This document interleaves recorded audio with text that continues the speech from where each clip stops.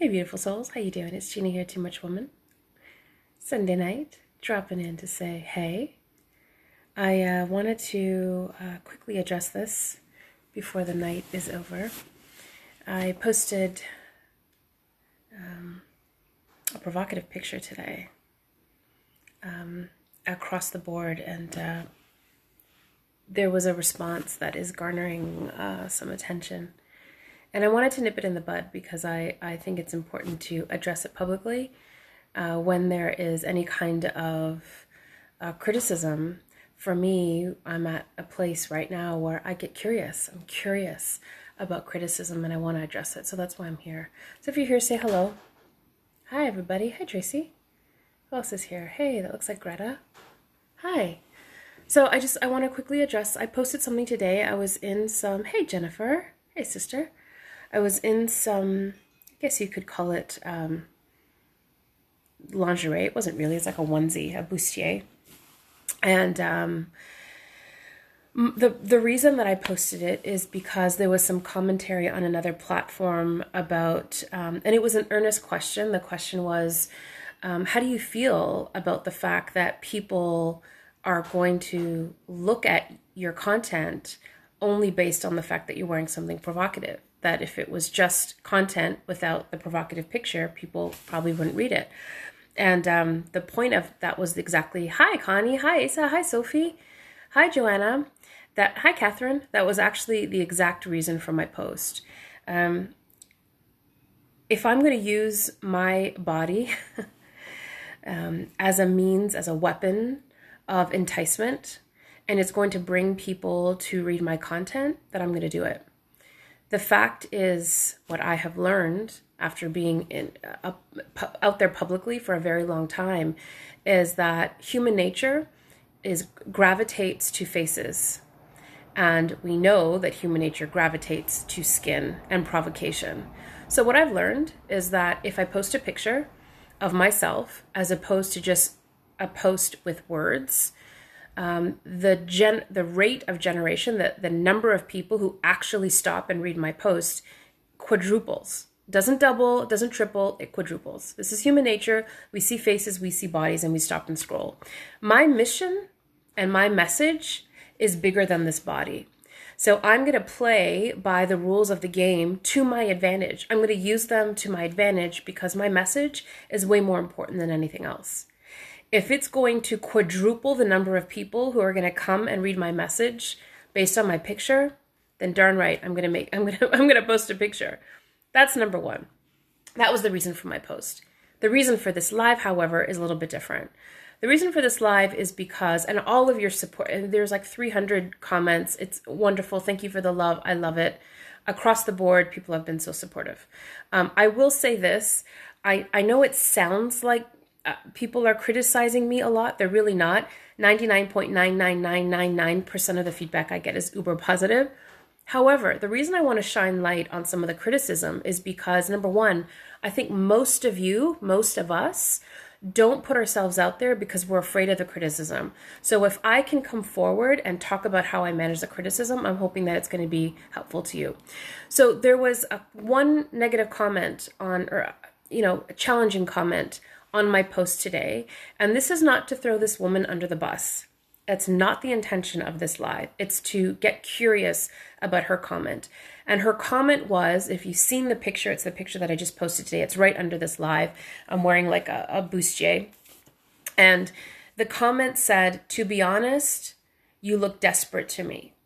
Okay, so my response to her was one of curiosity, because the truth is, if someone is bold enough to write that on the post, what that means is there's a shit ton of people who thought that or felt that but didn't write it. So I was very appreciative of her boldness and the fact that she posted it. Now, I know so many of you commented and you're backing me and I don't want to shame her. I'm really curious about the comments. So I responded to her, could you elaborate a little bit? What about my post seems desperate? Is it the fact that I'm showing skin? Is it the fact that I'm showing cleavage? Is it the size of my cleavage? Is it my confidence? Is it my boldness? What is it about this picture that comes across as desperate to you? And so she didn't respond to that, but I'm curious about that. And here's the thing. Am I desperate? Yes, I'm desperate. I'm freaking desperate. I'm desperate for change. I'm desperate to shift the awareness that we have around normalizing women feeling empowered in their bodies. I'm desperate for change. I'm desperate for awareness. I'm desperate for shifts in and shedding light on internalized misogyny. I'm desperate for women, just as much as men, to ask themselves when they're triggered, what is this about? I am desperate for people to change how they view themselves in their body. Yes, I'm desperate. I am desperate for attention. Absolutely. I'm desperate for attention. I want people to stop scrolling, to see my provocative picture, and to read the text. I'm desperate for conversation around a woman and her body. I'm desperate to raise another point. What's interesting to me is that what I was wearing in this post could very well have been a bathing suit. The only thing that in my mind that was provocative were my breasts. But look, unless I'm wearing a sweater, they're not going anywhere, right? So I could have been on a beach wearing a bathing suit and I would be seen as provocative. If there was a size 2 woman wearing the exact same thing that I was wearing in that post, she wouldn't be criticized. She wouldn't be seen as desperate. But because I have ample breasts and I'm voluptuous, I'm sexualized, or I'm held to a different standard in terms of what I wear. And so one of my point of contentions about this, and the reason I am desperate, yes, I am desperate. I'm desperate to bring attention to this because the internalized misogyny that pits women against women, and of course men against women, is about this. It's examining and questioning our knee-jerk responses. So it's not enough to say, you know, she's wrong or she's judgmental. I'm not trying to throw her under the bus. This live is to say, what is it? What can we do about it? And what is it about a woman that is triggered by another woman being confident or showing skin? And what is it about this, our deeply rooted misogyny, that we can start to question, that we can start to ask ourselves, what is this really about? So that's the reason for this. And then my third point is, where's the line? And so what I try to do, here's the thing. I'm actually kind of concerned that I don't get more criticism. I don't get it. Now, I'm across the board. There's over 100,000 people, maybe even more, across all platforms. And I don't get as much criticism as I would like. And the reason I say that is because I like to think that I'm being provocative. I'm trying to scribble outside of the line of convention.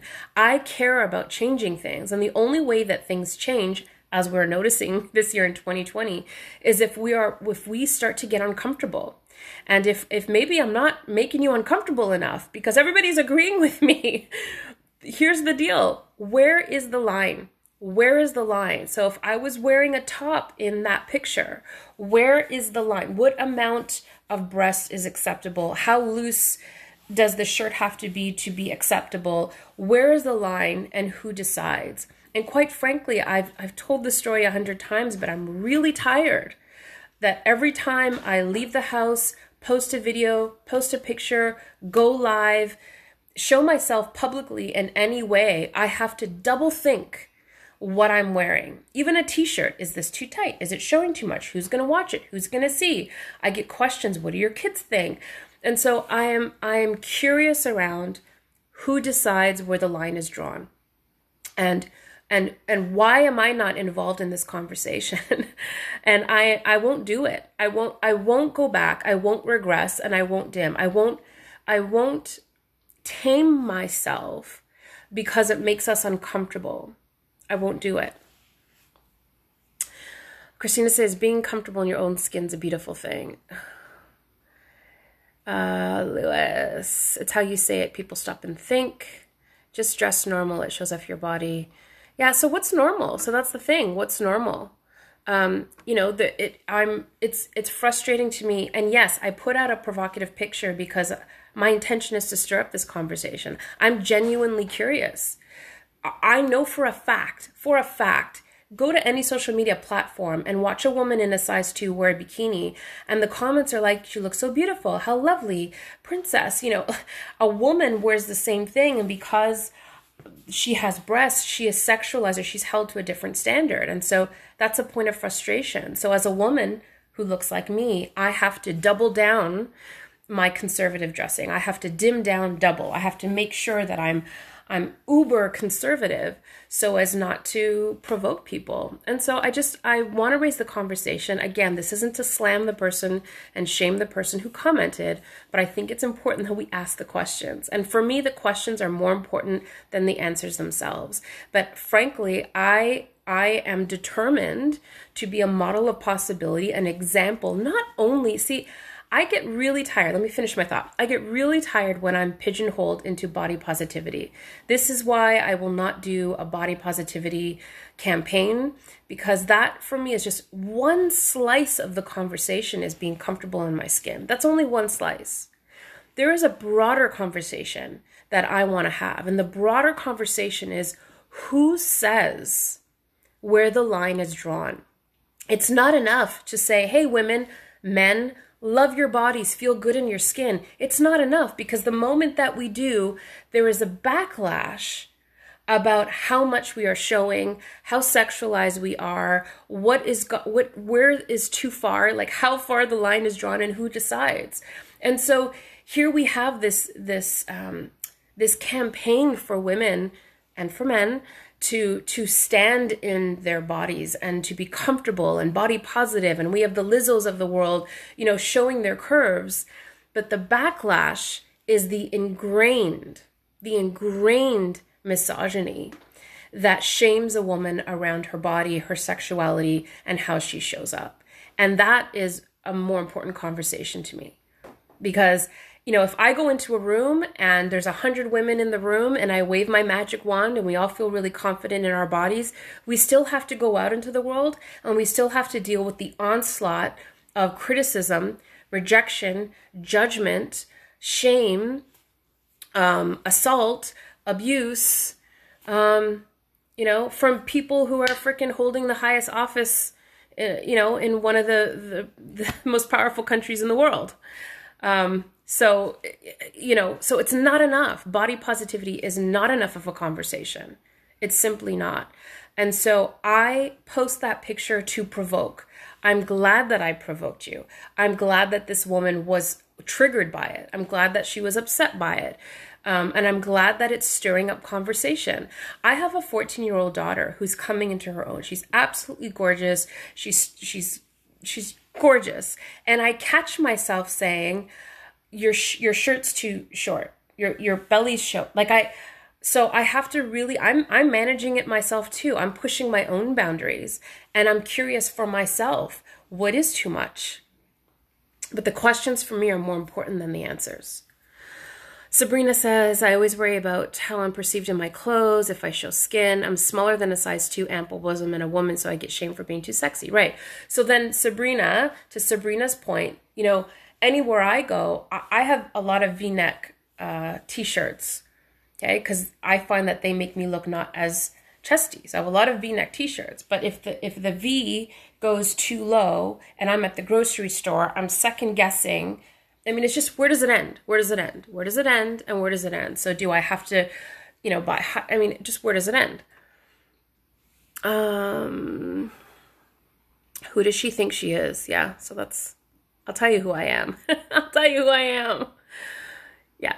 Okay, so I appreciate the comments. I really just wanted to jump on because I don't want to shame criticism. I think the criticism is really important. It is actually a reflection of what probably so many people think, but they don't comment or they don't say anything, but they're feeling. And so if you see a post of mine and you're triggered by it, or someone else's and you're triggered by it, what I invite you to do is just start to get curious. Don't even judge yourself. It's not about shaming yourself and saying, oh my God, it's getting curious. I also scroll through, I don't really scroll a lot, but sometimes I'm on Instagram, for example, and I'll scroll through and I'll see someone who's wearing something provocative and I catch myself. I'm aware of how I feel. And that's what we have to do. This is how we change things, is the awareness. It's not about shaming one another. It's not about calling one another out on our ingrained misogyny. It's about having the conversation and getting curious. That's what I care about. No one gets to tell you what you can and can't wear. says Janice. You decide the rules of your life. And if they don't like what they see, they can turn away.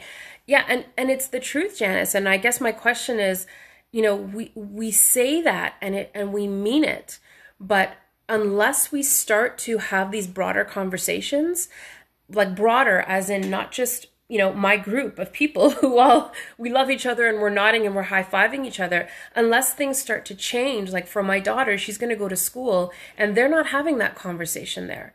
They're not having that conversation there. And so what I care about is being louder and for this to create ripples so that we really start to question ourselves. And we have to change things. Bottom line is we have to change things. I mean, we change it, we start by changing ourselves, and then we continue it by having conversations with one another. Because, I can say, I'm going to wear what I want to wear no matter what. But if I go out into the world and I'm confronted by systems supported by a patriarchy rooted in misogyny, then there will be a backlash. There will be a backlash for sure. Don't you think their negative comments come from jealousy? Women can be mean. Yeah, and so what is jealousy? Jealousy comes from a place of not feeling worthy, worthlessness, low self-esteem, which comes from not trusting ourselves. Underneath all of that is a patriarchal system that says that you can't be in your power. And so, yes, the root of all of this, you're absolutely right. The root of all this, for me, is getting a woman or a man, in this case, a woman, to really build herself up. Because if we felt sovereign in ourselves, if we were fuller of ourselves, if we felt more empowered in ourselves, then we would at the very least be able to look at another woman standing in her power. And we might still feel triggered because, comparison is a thing. It's a very normal, natural thing to compare yourself to another person, how much money they have, what their body looks like, the love that they have, whatever it is. But we can have an awareness that says, what does this say about me? What does this say about me? Has to start at home, talking with our sons and daughters, says Carrie Ann. Yeah, absolutely. Yeah, and it's absolutely about having the conversation. That's why I'm here. That's what I care about, having the conversation. So again, I'm really not here to shame anyone or demonize anyone. I care about the conversation. So I'm going to continue to poke and prod. I've said this, I'm not here to make anyone comfortable. It doesn't interest me. It doesn't interest me to make everyone comfortable. Change doesn't come about with comfort. And look, it's not comfortable for me either. It's not. I hit posts and I sometimes just cringe. I have to kind of walk away because I know it can be cringy. It's cringy for me too. But if we're not uncomfortable, nothing changes. Nothing changes. Christina says, I have a teenage daughter too. I always tell her, wear what makes you feel comfortable. Screw what people think. Yeah. What I say to my daughter is, you have to wear something that you stand behind. And if it represents who you are and how you feel, you have to take responsibility for that. Like, take responsibility for how you feel. And in the meanwhile, we've got to do the work. We've got to do the work to change things so that they grow up in a society that's safer. Just like systematic racism, we've been ingrained prejudice against certain body types, says Lisa. I've been both a recipient of much unwanted attention with a perfect body, invisible, heavy-chested woman. Yeah. Yes, amen. Yeah, it's just like systematic racism. It's so deeply ingrained. I have it too. I look at other more beautiful, thinner women and I'm like, oh. I'm frustrated that, a woman who's a size 2, 4, or 6 can walk on a beach and not have, or even post a picture on Instagram and not have the same kind of judgment that a woman of my size does. That frustrates me because if she has an A cup, she's not sexualized or shamed in the same way that I am. And that frustrates me. And so rather than get angry with her, it's really about reclaiming myself and then wanting to change things. It's all about changing things. Anyways, I love you guys. Thank you for being here. Thank you for coming to my TED Talk. This really was intended to be 5 minutes. I wanted to, again, I appreciate Sandra for having the courage to post that. I really am curious about her response. She said that I look desperate in my last post. And, to her point, I am desperate. I'm desperate to change things. I'm desperate for change. I'm desperate for awareness. I'm desperate to heal generations of shame and pain. I'm desperate to change things. I am desperate. I'm freaking desperate. Let's do it. Let's change things. I love you guys. Thank you for being here. Have a great start to your week.